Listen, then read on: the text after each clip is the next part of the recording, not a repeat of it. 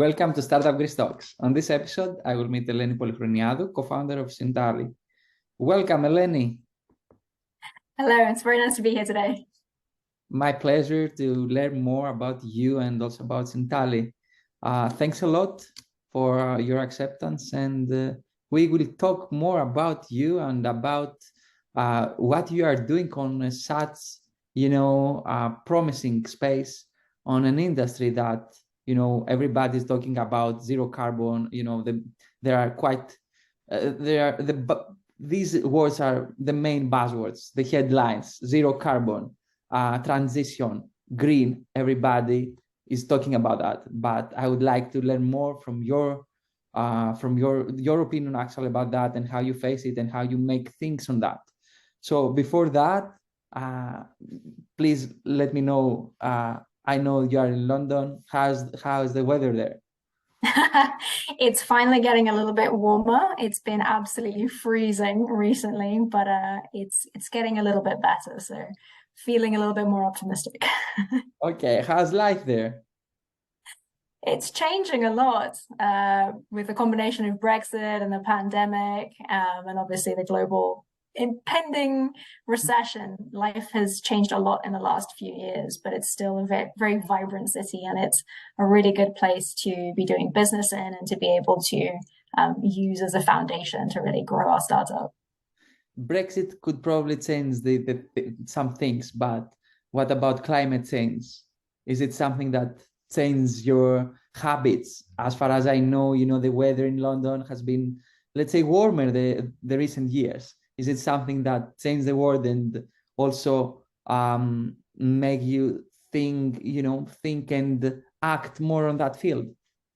Absolutely. So I've been in the climate change sphere for the last 12 years now. So it's been interesting and slightly terrifying to see how much our world has changed in such a short period of time. You're right, the UK weather has changed completely. There are now droughts in the UK, which is considered a very, very rainy place. And of course, I see in my own hometown and home place in Greece, the complete change of extreme weather phenomena, from the hail to torrential downpour in very different periods of time. And it's just becoming more and more tangible. I think when I was studying this, I studied environmental policy in America. And when I was studying it, I could still feel it, but it felt more removed. Now it's becoming part of life. And it's been also interesting to see how people around me that historically weren't really talking about climate change are now talking about it regularly. And you can see conversation changing, which feels like it's becoming more and more visible. Sure. So I would like to ask you more about your background, and to please tell us about how you could connect the dots between you in Greece and moving in the US, and finally you are in the UK running your own startup, your own company. Have you ever thought about being an entrepreneur? I did not intend on becoming an entrepreneur. I was born in Greece and then actually moved to London when I was 9 months old. So I lived there for 10 years, moved back to Greece, then went to America for 7 years, and now I've been back in the UK. So I've had a very mixed upbringing. Like I mentioned, I studied environmental policy, and I always thought that I would end up at the UN or the EU working on climate negotiations and looking at policy. I fell into running a startup, and it's been such a great opportunity, one that I never could have imagined, I think, when I was a teenager. But it's such an exciting place to be working in the private sector, to be running a company and taking ownership and direction. Particularly for me, I'm very passionate about solving the climate crisis, and I've spent a lot of time trying to figure out how to make the biggest impact, changing jobs and looking at different industries and really thinking about what can I do and how can I make a difference, and actually taking that ownership and accountability and setting up a company to do just that has been incredibly empowering, and has sort of satisfied my interest in business and the private sector, and then also my personal activism and connection to the cause, to marry something together and hopefully make what's going to be a very successful company. I wish you.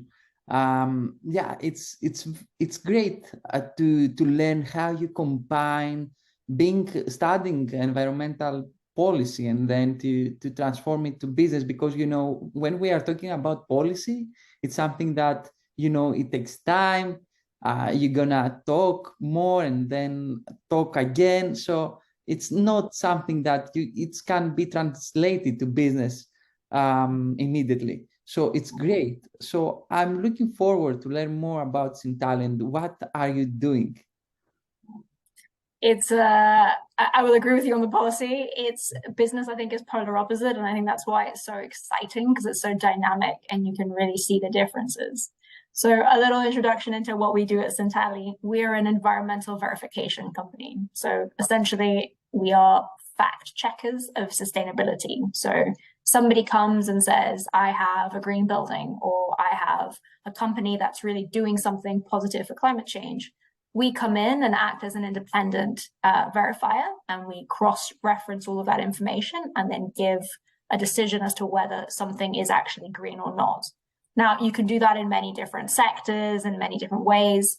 For us right now, we're focusing on green building certification.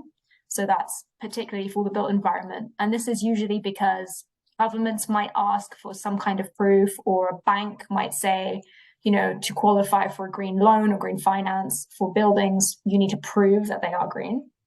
So we're working as partners to the World Bank on a green building certification program called EDGE, and we act as their global certifier. So we've got projects in over 80 countries, really acting as that voice of truth for the building sector.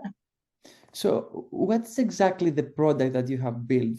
As you said, I've heard about EDGE. Could you share more about EDGE? What is EDGE up? And how it helps in order to identify and to verify that the building is green or not? Absolutely. So as a company, we're a services company. So we offer verification services. And then we're looking at EDGE as a product line. So EDGE is a product of the World Bank, and it's a green building standard and certification scheme, which gives you a very simple and quantitative way to evaluate the performance of a building and then certify that it's meeting a certain level. What's unique about it, though, and the reason why we set up our entire company and are really focused on EDGE, is that it's all about accessibility and scale. So in a lot of cases, what we see in sustainability, you mentioned earlier, the transition to zero and zero carbon and all of that, is that there's a lot of talk about it, but for many people, it's inaccessible. So people don't know what it really means, how they're going to do it, whether it's really expensive to do. And so what EDGE does that's different is that the World Bank has designed a program that has a free web-based platform called the EDGE app that anyone around the world, no matter who they are, can go in and evaluate their building and see how green it is and what they could do to make it greener, and also how much it's going to cost them. So they're really reducing the barrier to entry and making it accessible for everybody to understand. And then for those that need the certification, so people, like I said, who are looking for green finance or who are looking for maybe a government incentive, they can go through the certification process. And that's where we come in, offering that certification service, get the certificate, get that proof, and then be able to get the business benefits out of it. So it's an interesting combination for me personally of what feels like doing good, having that ability to educate people, to increase accessibility, to make verification more accessible. And then, of course, there is still a business line there because there are business benefits to getting a certificate. And that's really where we come in and offer that service as verifiers. So how you come up with the idea? Did you had an early customer, or as you said, you were on the field, and how you make it happen to say that you're gonna invest time and effort in order to build Sintali? So I set up Sintali with my co-founder, and Sintali is almost a combination of both of our skills and experience. So my co-founder, Tom, is a green building standard expert. So he's worked with the World Bank in 2010 to actually set up EDGE. So he helped them write the protocols and develop what the program would look like. And he's worked on the UK green building standard called BREEAM, and he's worked on lots of different standards. So he's very much always thinking about how do we verify environmental impact, and how do you set up a framework that's quantifiable, that's measurable, that is a way to give people, the pathway and the understanding for having this verification. My background is policy, communications, climate, sustainability. So together, what we have come up with as an idea is combining that in a way to set up a company that was set up to do good. Our motto is do good and be good.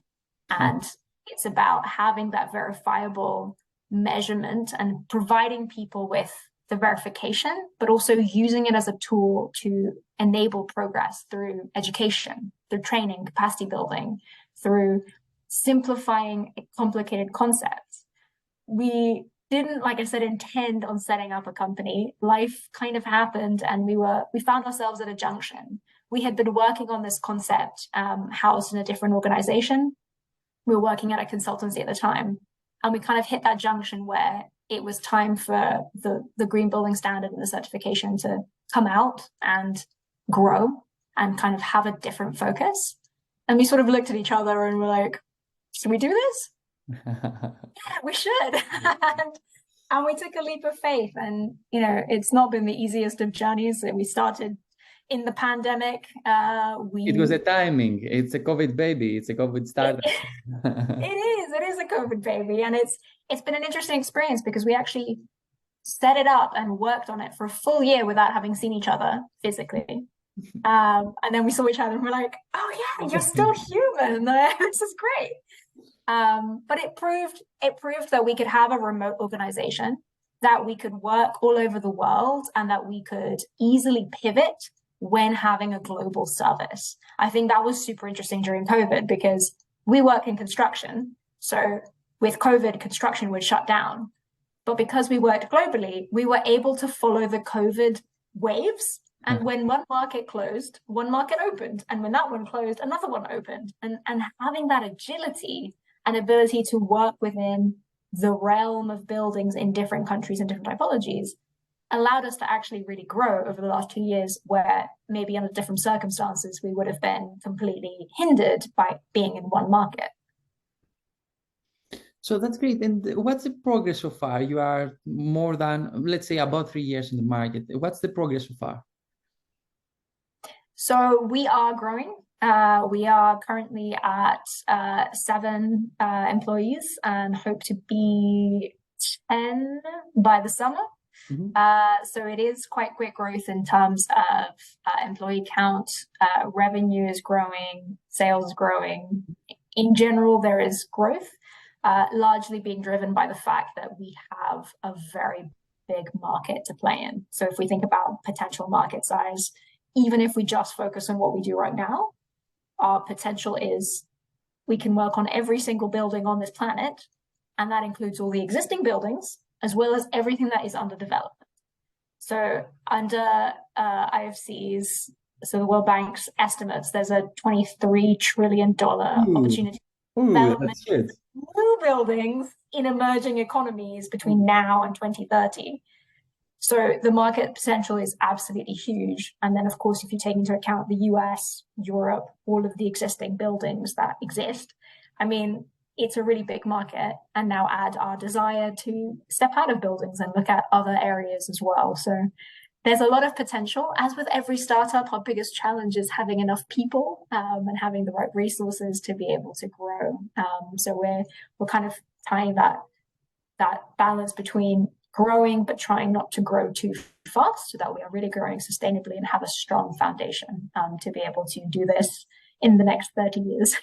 So you are an expert on sustainability and how you're gonna make things green and sustainable. I think so. It's something that you have on your DNA. So probably it's gonna work, and I think that it's gonna work for you.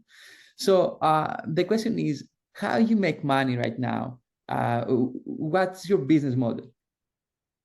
So our business model is certification services. So we get payment for delivering essentially a review of and making a certification decision. So a client submits to us what they say is green, and then we kind of do that review, issue a decision, and then we get paid for that service. And then if they've passed, they get a certificate. We've also got two other streams right now for revenue. We've got a training stream. So we deliver virtual training sessions to people around the world to do capacity building around green buildings. We also deliver trainings for banks. And then we also have advisory services for institutions that are looking to set up their own verification schemes. So we have a little bit of that advisory work, but the primary business model is very much around certification, and it's a volume business. So these are small transactions, and they tend to be one time, but it's very much based on the model and the potential of all the buildings and making verification accessible. That's great. I really like when someone has the main way to get some money and get paid from that. And there are some other revenue streams. So building also the training and capacity building programs, it's something that it seems for me to be like building a community. And it's something that if the community starting paying in order to get trained, and in order to do that, to actually they invest on you, they invest on what you are doing, and something very, very unique and very important for a startup. So that's great, and I really like the idea of providing that kind of service to train, because as you said before, you have to train people about what is this, because nobody knows and everybody talking about it. So it's quite important. So you're in a market, as you said, very, very big. And I think that the competition is gonna be is starting. Could you share some more things about the competition?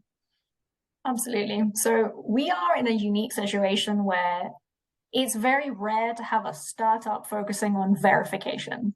You more typically in the sustainability realm, you'll have consultancies and people that are advising companies and clients on how to be green, but very few that are actually verifying. So the big players in the field are massive companies like Bureau Veritas or TÜV. In green building certification, GBCI. There are well-known companies that already doing certifications. Exactly. So it is a challenge to build the credibility and trust from our clients that when they get something certified by Sintali, that's the seal of trust, if you will, that this is credible. However, what we are adding to this particular field and where we really want to focus on is bringing the agility and innovation of being a startup into verification and thinking about the traditional ways of verifying have been very time-consuming for clients. They've been very expensive. They've been very clunky because they've existed for very many years. So with the notion and the idea that is kind of in our ethos, which is this has to be simple and it has to be accessible so that everybody does it. Because if it's not going to happen. And this is true in sustainability in general, right? Like sustainability is very complicated and it's a barrier for a lot of people. So if we think about simplicity means understanding what data are clients collecting, how are they collecting it, what is their process, and how can you fit verification around that to make sure that it's still credible, but so that it's just an add-on as opposed to I do this thing, I make something green, and then I have to go do a whole different process to prove that what I did was right. So we're kind of playing in that agility space, and I think we'll be able to add a lot of value in the industry. And then in terms of the credibility side, because we've been very lucky and we have this partnership with the World Bank, that really gives us credibility and strength to be able to grow because we have such a strong partner and we have a really good partner network. Awesome. And where do you see your initiative in the next 5 years? What's the vision behind Sintali? So our vision is to grow our services to expand in the broader realm of sustainability. So right now we're very focused on the building sector. In the next 5 years, we want to add different standards and levels of verification to cover different elements of sustainability. So looking at nature and biodiversity, that's a big area which historically has been quite hard to verify because it's very qualitative information, not quantitative. So really looking at how we can support with verification on that area.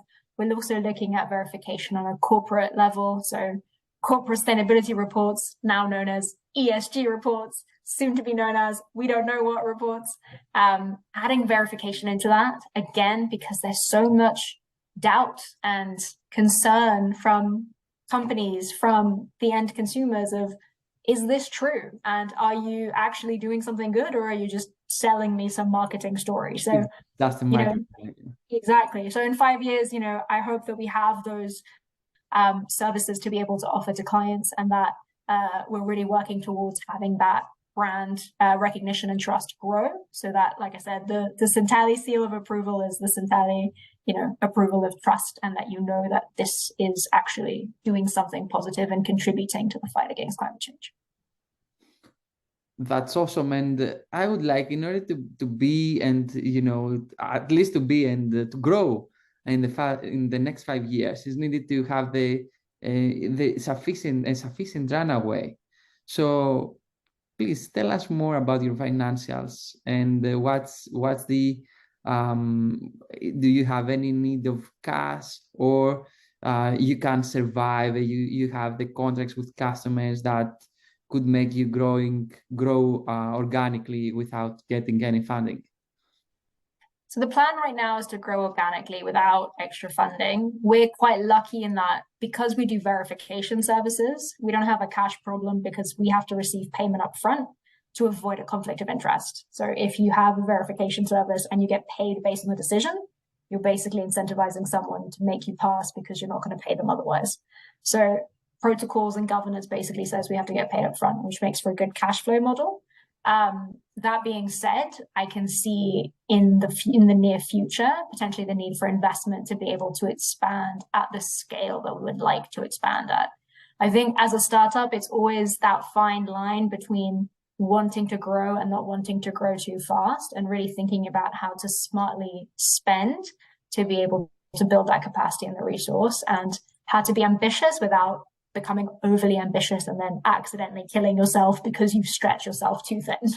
So bringing in the sustainable business model, and really thinking about that at the core of what we do. We try to really have a good working environment, and to not fulfill some of the startup stereotypes of, we're all dying of 15 hours of work and we haven't slept in 3 weeks. We try not to do that. And I think as a founder as well, sometimes you have to hold yourself back, because if you truly want to be sustainable, that means you've got to do a slightly slower growth rate to make sure that it's growing correctly. So balancing all of that out, I think short term, there's no need for funding and we can grow organically. But if we are truly to reach the ambition levels that we want to, at some point we will need, I think, a strategic partner. I would put it that way, because I think it's not about cash for us. It's about, how do you scale, and how do you get in front of the right people into the right markets? I mean, we've already got entry points into 80 countries, and now it's, how do you grow that and really scale it to have good market penetration in those 80 countries? Oh, it absolutely. It seems that the plan is sustainable. At what we are doing is sustainable. You are building sustainability models. I mean, you are tracking sustainability buildings and green buildings and things like that. But you are also take care of the of building a sustainable business that would stand alone. So quite good. So you are a co-founder, and we learn about your background. Please tell us more about Tom and the rest of the team. So as I mentioned, Tom is the verification guy. We used to work together in a previous organization, so we had some experience and knew that we complemented each other really well. So he's very much an innovative thinker. He's really thinking outside the box to try and solve some of the really big challenges. And he's very analytical. And so we sort of complement each other very well, with me being stronger on the communications, the commercials. So together, we always joke that the two of us make a perfect CEO together. So we have the two of us are leading the organization, and then we've got a technical team that's delivering the certification services and running the training programs. And then we've got a commercial side of the business that's helping to do the marketing, managing partnerships. Our model for growth is very much focused on having local partnerships in all of the countries that we're working in, to have us some presence on the ground to be able to have a closer relationship with clients. So there's a lot of managing partnerships and kind of admin happening behind the scenes to allow us to do what we do. So we've got some people looking after that, and then some people looking after the technical delivery. So why you believe that you, as a team, you could solve that main issue, and why is it the right time to do it? So why you and why now?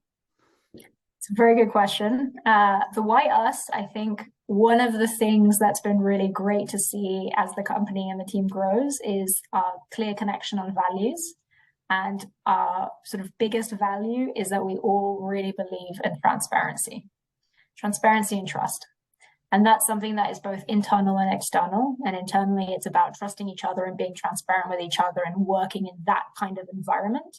And also that's what we're trying to push out as an organization. And I think that's super important because it's the Northern Star that's enabling all of us who are coming into this organization anyway, being passionate about, doing something for the planet, doing something good, and then pushing towards a direction that we all believe in. So I think we have a really, really good team in place. And as we continue to grow, those are the values and kind of that mission vision that we're really working towards. And we'll keep bringing people in who are part and want to be part of that journey. The why now, I think I've been saying this for years, but I really hope that this time I'm right. But it seems like things are changing. But there's so much momentum. And I think people are really starting to realize, because of what we mentioned earlier, they can see it. They can start to see the changes. And yes, it's not, mind-boggling and life-threatening right now, but people are starting to realize that the risks are very, very real. And that if we don't do something yesterday, we're going to be in really big trouble. So I think what I'm seeing, at least in our sector, is that the financial industry is playing a huge role in this, because all of a sudden they're asking for credentials, they're doing risk assessments, and they are changing the way that they are making investments. And like in any industry, where the money goes, people follow. So if the money is being set with specific requirements, and then also policy is being added on that, it's going to trickle down through to the private sector, and it's going to move pretty quickly. So I think the time has never been better and more important than to focus on this. And I do think it's a one-way street. No one's going to wake up tomorrow and say, oh yeah, let's not do sustainability. We're like, the climate crisis is over. It's unfortunately here and now for the next decades. It's about what are we doing and how quickly are we going to do it? So how do you see the future of environmental space the next few years? It's a question that it has to do more with the your, let's say, your thoughts and your what you get from your research and with talking from people, consulting, and what's your reaction about the future on the environmental space and sustainability? I think where we are going to get to, but the timing is still very questionable, is that sustainability, environment, all of that stops being a siloed department in an organization, an officer in a government or whatever, and it just becomes part of day-to-day business. And we stop having a sustainability report, and it's just your financial report that has a line on it that says what your environmental impact is. We have a way to go until we get to that, but I think ultimately over the next decade, probably, we're going to see a huge rise in environmental services, in consultancy, in specializations, we've already seen all of a sudden the creation of ESG jobs, which didn't exist a year ago, right? And now all of a sudden there's a head of ESG in every major bank and most companies. I think the next decade we'll see a huge rise in the profession, but then after that, realistically, or hopefully in terms of timing, it's going to become absorbed into business practice, and it's going to become business as usual. Like I said, I think the timing of it is hugely questionable, but it is going to be a rise for a while and then an integration at some point. So finally, you believe that COVID boost the whole ecosystem to move to that direction, or it's a barrier to that? Because people, it's a huge discussion, but, people are, the reactions about COVID and the same time about sustainability create, discussions. So what's your opinion on that? It's very tough to say because it also depends on what time frame you look at it. I think there was a time period where COVID boosted kind of environmental awareness. On a personal level, people started realizing how much electricity they spend or how much waste they're generating or, or they're building. And actually, hey, the air quality in my home is very bad. I think there was a general realization. However, human memory is very short. And also, we always have competing priorities. So I would say now in 2023, the energy crisis has probably peaked awareness of environmental impact more than COVID, but that's just because it's the next thing that's related. I think, as with everything, when there is a competing priority that also requires attention and cost, it tends to detract away from sustainability, especially if you look at it short-term, long-term, which tends to be the problem. Sustainability becomes the long-term issue, and there's something else that needs to be addressed short-term. So yes, I wanted to do that sustainability thing, but I need to do this thing first. I think COVID raised awareness, and it was a good opportunity for people to realize. But honestly, I don't think it changed very much in terms of the trajectory. I still think it's the major levels of financial institutions moving, regulation moving, energy costs changing, that are probably going to drive more long-term change than the pandemic. So do you believe Sintali could be the enabler to really, for the companies to really realize and let's not absorb, but get into the reality of what sustainability and transition means? That's the plan. I have my personal mission is very much to simplify the complicated and to help make it as easy as possible for people to understand. This is what good is, this is what bad is, this is what I can do. End of story. I don't need to go read for 10 hours to figure out what I'm supposed to do and what the best decision is.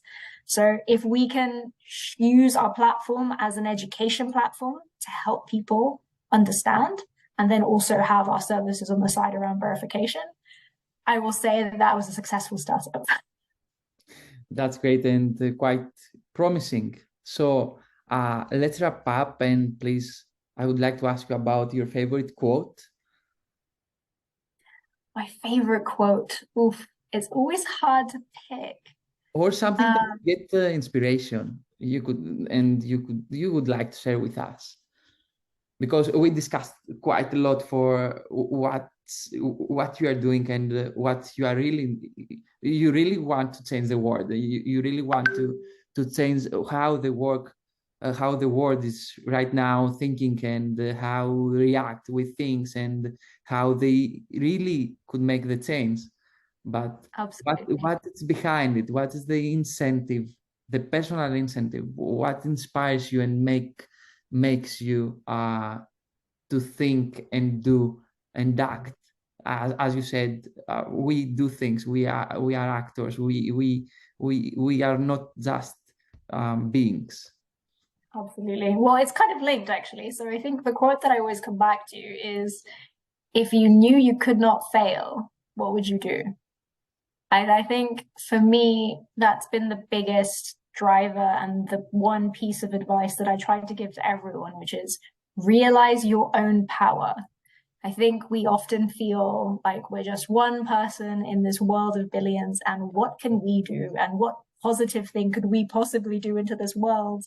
But actually, we all have so much opportunity. We are part of a giant ecosystem of this world, and everything that we do has ripple effects across society.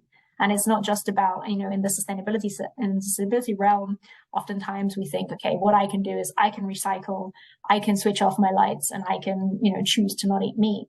But actually, you can be an active citizen. You can do something within your business. You can do something in your community.